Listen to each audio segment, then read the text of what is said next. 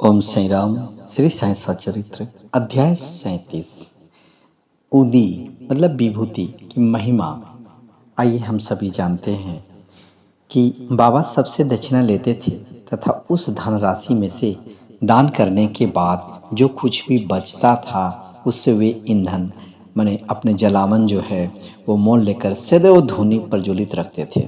इसी धूनी को भस्म माने उदी कहलाती है और भक्तों के शिरडी से प्रस्थान करते समय यह भस्म मन मुक्त हस्त से उन सभी को वितरित कर दी जाती थी।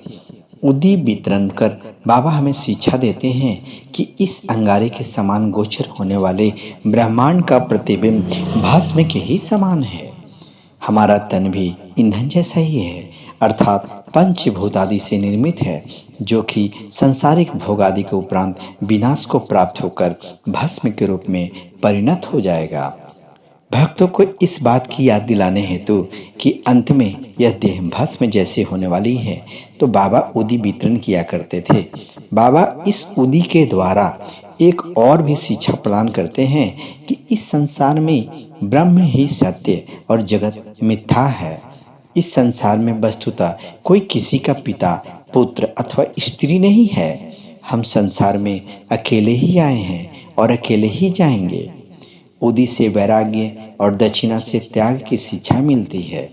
इन दोनों के अभाव में इस माया रूपी संसार सागर को पार करना कठिन है। इसलिए बाबा दूसरे के भोग स्वयं भोग कर दक्षिणा स्वीकार कर लिया करते थे। जब भक्तगण विदा लेते तब वे प्रसाद के रूप में उदी देकर और कुछ उनके मस्तक पर लगाकर अपना वरद हस्त उनके मस्तक पर रखते थे।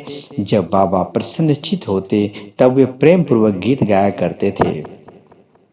ऐसे ही एक भजन उदी के संबंध में भी है, जो भजन के जो बोल हैं, रमते राम हो जी आओ जी उदिया की गुनिया लाओ जी। बाबा ये भजन शुद्ध और मधुर स्वर में गाते थे। आगे अब सुनते हैं अगला अंक में। तब तक के लिए ओम साई राम। जय जय साई राम।